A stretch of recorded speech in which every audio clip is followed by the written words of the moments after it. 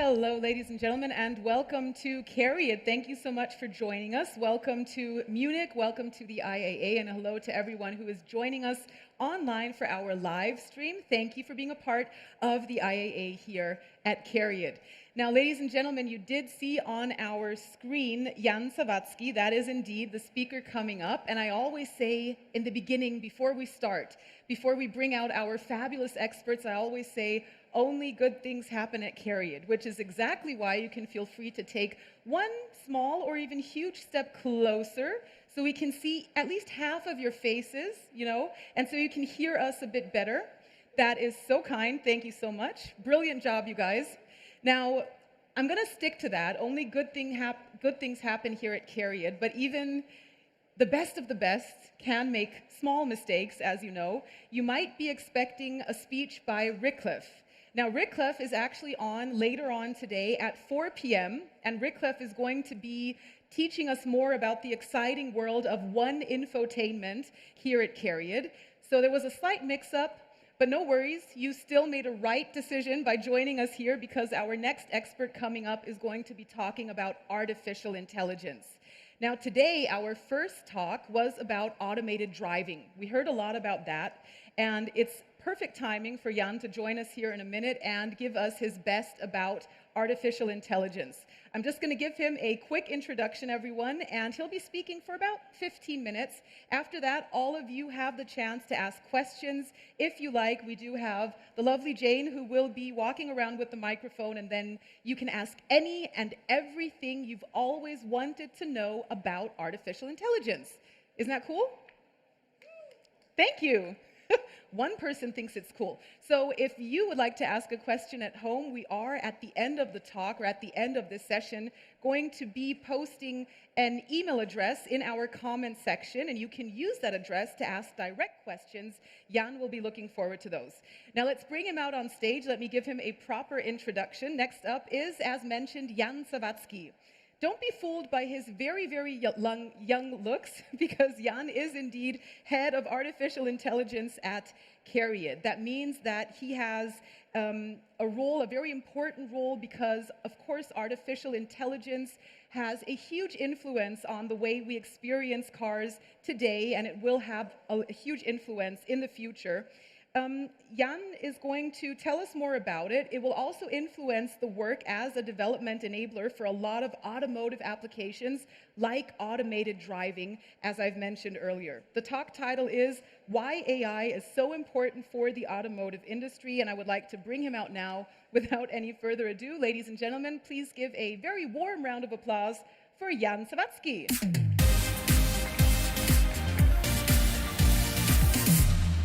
Thank you very much, Jasmine. And the young looks come from my flawless skin routine, right? I'm actually 100 years old, so that's the thing. Yeah, so sorry everyone again. I'm not Wycliffe, who has magically grown back his hair, but he will give a presentation at 4 p.m. today. Please join us again. He will speak about the one infotainment and the value we're going to bring to our customers in the infotainment industry. On Monday's press conference, CARIAD CEO Dirk Hilgenberg said, and I'm paraphrasing now, "We want to build the software and hardware platform that will be the neural network, the brain of the continually learning fleet. Our target is to transform the car into the self-learning mobility device." That's powerful, isn't it? If that's music to your ears, like it is to mine, please stick around. I'll be speaking today about artificial intelligence, about why we think artificial intelligence is important in general, how we're trying to leverage the potential of artificial intelligence, and what we're doing concretely today already with artificial intelligence to help our customers and to provide value to our customers. Let's get started. Brief words, a few artificial intelligence in general. So whatever you want to call it, machine learning, statistics, math, artificial intelligence, doesn't really matter. It's been around for quite some time. But just now recently, the mix has been right of data availability, compute power, and also democratized knowledge to bring AI research breakthroughs into production and to really create value with artificial intelligence models. What you see in the background, you don't need to focus on the details, I'll tell you about it, is the most recent Stanford AI Index, which tracks the global investments in artificial intelligence across industries and across sectors. Now, what you see here is that you have a continual increase in artificial intelligence investments. And as an economist would tell you right now, markets are efficient and companies are generally not good at throwing money outside of the window and not generating a return from it. So we can just be confident that if you believe that markets are efficient, that these companies are investing into artificial intelligence because they will see a return or because they have seen a return already. As a matter of fact, I can cite the McKinsey State of AI survey from 2020, which has surveyed about 1,000 companies and divided the companies in AI high performers and other companies. And those AI high performers, of those, 20% of the earnings before interest and taxes, so almost bottom line profit, was generated with machine learning-based products. So across industries and across sectors, AI is providing value to businesses already today. Now, to me, AI is a multi-purpose technology. When I say it brings value across industries and sectors, that means artificial intelligence has been used in the medical industry. Just recently, a Nature article was published where an AI correctly predicts protein folding sequences, which is an absolute breakthrough when it comes to drug development. AI is better than almost all of us in any of the games that we can play out there, whether it be chess, Go, or Dota. And you can use artificial intelligence a lot in the automotive industry, and I get into that in a little bit. Now, the beauty, or why I'm so excited about artificial intelligence, is that it helps you scale your development efforts. So AI doesn't necessarily scale well across product lines, but if you develop an AI-based product, the fact that you use data, you can automate the product improvement and the product maintenance circles and make it much more efficient to write code than in the traditional software development domain. So from a broad perspective, we believe AI is a multi-purpose technology and that we can also apply it in the automotive industry to provide bottom-line benefits. We as CARIAD, we are building the one software platform and the hardware and software stack to connect the vehicles of the VW group. Our goal is until 2030 to have 40 million connected vehicles. What do you see when you see that number? I see potential.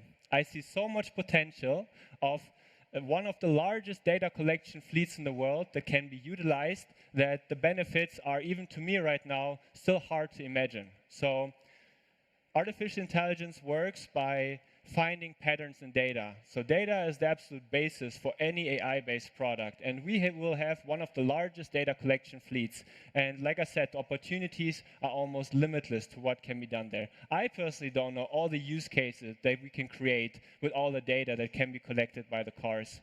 But our bright engineers and all the developers for the VW operating system, VW Automotive Cloud, they will have ideas on how to use AI for our products. By the way, my colleague Michael Wintergerst gave a presentation about the VW Automotive System, operating system and Automotive Cloud. Please check it out on LinkedIn. It's streamed there. It's very interesting. Now, I hope I answered to you why we believe artificial intelligence is important. It's a multi-purpose technology, and we will have one of the largest data collection fleets out there to create value with artificial intelligence. Now, let's talk about how we're tackling that. CARIAD is an interesting startup. So we were created just over a year ago, and right from the bat, we had a multi-billion-dollar funding. We had more than 1,300 employees, and we're currently at around 4,500 employees. So in a startup or tech company of that size, I don't think it's a good idea to just go ahead and trailblaze your way all the way through with just a small team. What we did, we created a holistic AI strategy. Artificial intelligence development is different from traditional software development. You don't have a software developer that writes explicit instructions to the code. You use data to learn the instructions implicitly. And In order to work with this paradigm shift in software development, we created, like I said, a holistic AI strategy that's based on the 10 pillars that you see behind me. Let me highlight a few of those. Like I said already, data, main ingredients to any AI product. Now, cars produce a lot of data. A single car can produce up to 50 terabytes of data. That's a lot of data. And if you sum it up to our 40 million connected vehicles, it's very easy to drown in all the data that will be collected by 2030. It will be hard to basically analyze the raw amounts of data. So we don't just need a place to store our data. We also need a way to collect interesting and valuable data, and we need a pipeline to consistently and process compliantly work with the data. Algorithms, a very important part. The most important algorithms right now are neural networks, which largely mimic how the human brain works. And neural networks, they are very efficient, and they're very good at tasks like computer vision, very good at tasks like natural language processing, but they're notoriously unexplainable, so they're hard to interpret. So what we need to do in a safety-critical environment is we need to make sure that we develop safe and compliant, interpretable, robust, explainable algorithms. Last but not least, like I said before, we are a large community, and the strength of VW Group is really in the scale, not just in the scale of producing vehicles, but also in the scale of tremendous engineers that we have in-house. And through our AI community, we're connecting the best engineers, and we're sharing our knowledge, and we're exchanging on how to proceed best forward. And that's what we're building with our internal AI community. Now, how are we going to truly use artificial intelligence? Who knows what's the slogan of CARIAD at this booth? What's the main buzzword of what we're building here? Anyone? Anyone been paying attention? It's platforms. We are creating the unified tech stack and a unified platform for software development. My colleague Alexis Trullin spoke about it on Tuesday. Also, again, please go to YouTube and revisit his stack. So what we're doing is we're creating one hardware platform, an end-to-end architecture, a single scalable hardware architecture and software architecture that will be used by any car of the VW, by almost any car of the VW group. And we are going to make this platform AI ready. So the cars of the future will be AI platforms in themselves. I'll share in just a little bit of what that exactly means. And the car of the future value chain is actually just one part of value creation in the automotive industry. To me, what will become of increasing importance in the future will be the backend. So this will be the part where we're going to develop new code. This is the part where we're going to be developing new products. And this overall platform needs to be a symbiosis, a holistic approach between the vehicle as a device and the backend in the back.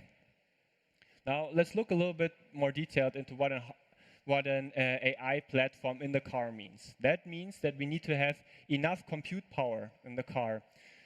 Artificial intelligence works different than artificial intelligence-based products work differently than traditionally based products. And they use often GPUs or other AI hardware accelerators. And this is one part. The second part, what we also want to do, we spoke about the importance of over-the-air updates and online remote updates.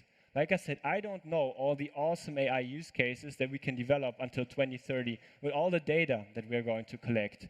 But what we need to make sure is that we have enough headspace, enough headroom in the car that we can later implement new functionalities without diminishing the other functionalities that we have in the car.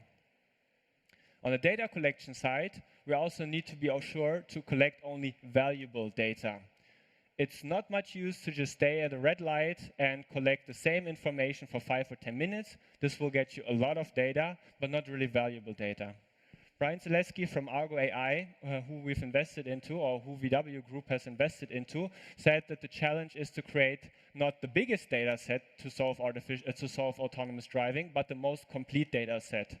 And I would really argue that it's about finding the valuable data. I'll speak about that in just a little bit. And then when we came to the back end, our target is again to create the platform in the backend. What does it mean? It means every AI developer is going to use the same tool chain, the same development tool chain that can be recycled and reused between the different teams. In a safety-critical context, it's very important to stick to the processes that govern safety-critical contexts, like processes that are required by Automotive or by other standards and regulations. And for data-driven development, the process of traceability and the process of really making sure that you develop what you intended to develop is a different challenge, is a different animal than from developing a process for regular software development. But by providing a process-compliant AI development toolchain that also provides tools to make your machine learning models more explainable and more robust, we're going to provide this platform in the backend for intelligent data collection. Let's dig even more into some of those details. So VW Group has already said that we are going to look deeper into the system-on-chip value chain. You might be aware that the automotive industry has challenges currently with a shortage of chips. The hardware on which artificial intelligence modules run are a very important part of the AI value chain. And when we look deeper into the value chain for developing our own chips, it will be important to also provide AI hardware acceleration capabilities so that we can make sure of the limited hardware capabilities that we always have in an embedded device, that we can optimize our code and our AI models for inference time, speed, latency, and battery consumption. I spoke before about intelligent data collection. My colleague Florian also spoke about it in his presentation about how we're different from achieving level 3 and level 4 autonomous driving. Please also check out his presentations online on YouTube. He said that there are known knowns and known unknowns and unknown unknowns of data types that we're interested in. So what does it mean? Whenever we train a machine learning model, those are statistical models. That means they are almost never 100% correct. So there are always errors to a certain degree. What we do is we do an error analysis, and then we can find out, okay, our model doesn't work well when it's bad light, when there's rain outside, when there's a yellow car on the right and the bicycle on the left, for instance. And then we can target those situations, collect it with the data fleet, and improve the model. And that's what I meant earlier about creating a tool chain for the self-learning mobility device. Unknown unknowns are a different animal. So you don't really know when you train a machine learning model what situations you're going to encounter in the real world. The real world is messy. We cannot define the real world, or defining the real world would be too hard, too abstract to actually be a feasible solution to what we are going to do. So what we also need to do is we need to check while we're running our machine learning models in the car where the machine learning model is uncertain. And this is an area where there's still a lot of research going on, but the better we understand where our models are simply uncertain, is that a traffic light, is that a stop sign, is that a pedestrian, the better we can collect that data and continuously improve our self-learning mobility device. And last but not least, I spoke about the AI development toolchain. I don't think there's much I need to add there. If you have more questions, feel free to add it afterwards. But the AI development toolchain is really key to making use of the data, working with it efficiently, cost efficiently, and safe and process compliant. Now, what I want to speak about is what we're doing today already to create value with artificial intelligence. So I always like to refer to the products that we're developing at CARIAD as 1+4 products. So one product, the main product, is the single scalable software development stack, software platform, the VW Automotive Cloud, the hardware architecture. And then we have domains which develop customer functions that you as customers are going to benefit from. The most prominent one being autonomous driving and automated driving functions. But we also have very interesting applications in the intelligent cockpit and body area, mobility services area, and vehicle motion and battery optimization area. So as part of the Grand Sphere concept, we're working on a part that's called seamless authentication, where we are using artificial intelligence to detect if you are the customer and the user of the vehicle and approaching that vehicle, and to provide personalization of the settings based on understanding that you are visiting the vehicle. On the ADAS, on automated driving side, we're using artificial intelligence. We've built up our competency, and we're using artificial intelligence for computer vision stuff, and we're also looking to increase our artificial intelligence usage around the ADAS development, around the ADAS value chain. On the vehicle motion and energy side, we're working on a very interesting project that will also make it into production next year already, called the hearing car. So we can use the sound and the noise that are being transmitted by other agents of the traffic, what's going on. So we can hear if there are sirens coming from the right or from the left, that there's probably a police car or a fire truck approaching. We can hear if we were driving through a pothole. We can hear if there are any issues with the tires or the tire depth. So hearing is another very important sense that the car needs to master to better understand its environment. And in the mobility services area, we are already providing value with AI to you as customers today, with intelligent customer mobility predictions, with app analytics, and with other with recommendations, so that you as customers better get what you're looking for. So that is what we're working on the product domain side. I told you how we're working on creating an AI-ready architecture and an AI development toolchain. And another product we're working on the development side is an auto-labeling tool. Autonomous driving and almost any supervised learning AI ideas need lots of labeled data, which is very time-intensive and also costly. And the better we can automatically label the images and the data through a very strong neural network, for instance, the more money we can save and the more time we can save and the more accurately we can develop our AI applications further down the value chain. So these are some very interesting and very strong use cases that we're working on today. CARIAD has more than 120 AI and software, so data scientists and data engineers working on our topics internationally, growing. And we are working on 60 AI projects, also growing to a certain degree. And that would leave me with my key message here. I hope you understood why we are interested in artificial intelligence. I hope I could convey to you of how we're trying to solve the potential, the challenges, and then unlock the potential that comes with using artificial intelligence. And last but not least, I wanted to share with you what we're doing to concretely invest in artificial intelligence to make use of it. Now, we are hiring. We're going to be one of the largest software companies in Europe, and we're looking for the best and brightest minds to join us. I'll be sticking around for any questions that you might have. And it's not just in my team that we're hiring for AI experts. We're looking for AI experts across the entire AI community at CARIAD. So please reach out if you're interested, if you have any more questions.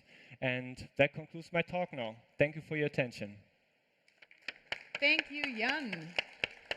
Thank you so much. Now, as Jan has already said, we will be taking questions now. If anyone has a question, please feel free to ask, and Jane will come around with the microphone. And also, you will be around for a few more minutes at the CARIAD booth. If you'd like to have a one-on-one conversation, Jan will be here for that as well. Let me just begin by asking you this, perhaps. At the end of your presentation, you did give us an overview of the products you're currently working on now. And anyone who was around on Monday heard in Herbert Dies's keynote that the importance of reducing CO2 emissions is becoming greater and greater. There's a very strong focus on all of the environmental aspects, especially this year, as we all know. So how can AI contribute to reducing CO2 emissions? Perhaps you can briefly explain that connection. Sure, absolutely. So thank you for the question. VW has the goal to reduce its carbon emissions to zero. It's called Way to Zero. And artificial intelligence can play a role in two ways. One, training AI models incurs a lot of, or comparatively, an amount of carbon emissions. So we're looking into using artificial intelligence to reduce the carbon emission during training, so reduce the training cycles, optimize them for carbon emission. On the other hand, we're also using artificial intelligence now already to analyze charging circles, to analyze battery consumption, and to optimize the way we're using the electricity that we have in our car. So on the one side, reducing the emissions, and on the other side, optimizing current products with AI. Anything that's an optimization problem is well suited for an AI topic. Thank you so much for explaining that. Jan, do we have any questions in the audience? If we do, just raise your hand and let me know. Right here in the front. Hello, Jan, my name is Mark. Hi. Hi. I've been working in the IT industry for 38 years, both building hardware and lots of software and data analysis.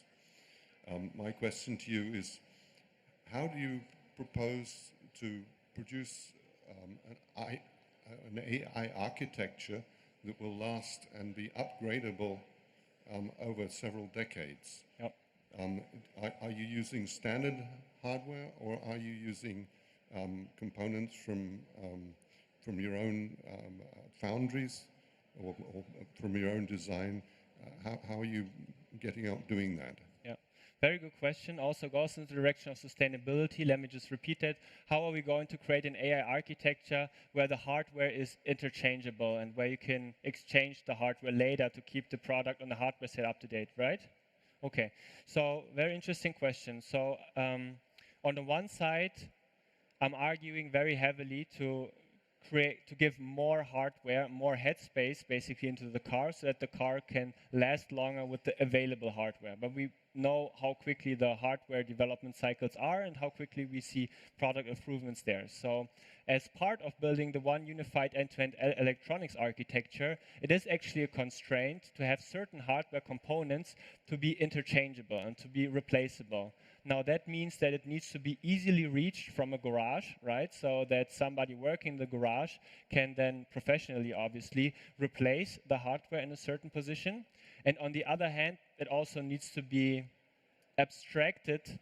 So the design needs to be abstracted that we can easily plug in an upgraded form of a hardware that is then still works with the software architecture above it. So that's what we're looking into. And one more point I'd like to add is, like I said, we're trying to build a general AI platform. That means we don't want to create the chips that are purely focused on one topic, like just computer vision. We want to create general AI acceleration capabilities. And through the general AI acceleration capabilities, we're hoping that we also have more flexibility with the software to adjust those chips in the future for better usage of the hardware that we have. But it's a constraint that we have, and we're looking into that. Thank you, Jan, and thank you for the question. Do we have any further questions in the audience? All right, then why don't we invite all of you, ladies and gentlemen, to hang out at our booth. Our casa is your casa. That was the very American version. We'd like to invite you to stay for personal conversations. Jan will be around if you have any further questions. And once again, we will be dropping a post with an email address for everyone out there online to be able to ask their questions directly. So thank you for joining us. We will be back with Rickcliffe at 4 p.m. to learn more about our one infotainment system. Until then, everyone, enjoy CARIAD, enjoy the rest of the IAA, and have a great day. Thank you, and once more, a round of applause for Jan. Thank you, Jan. Thank you.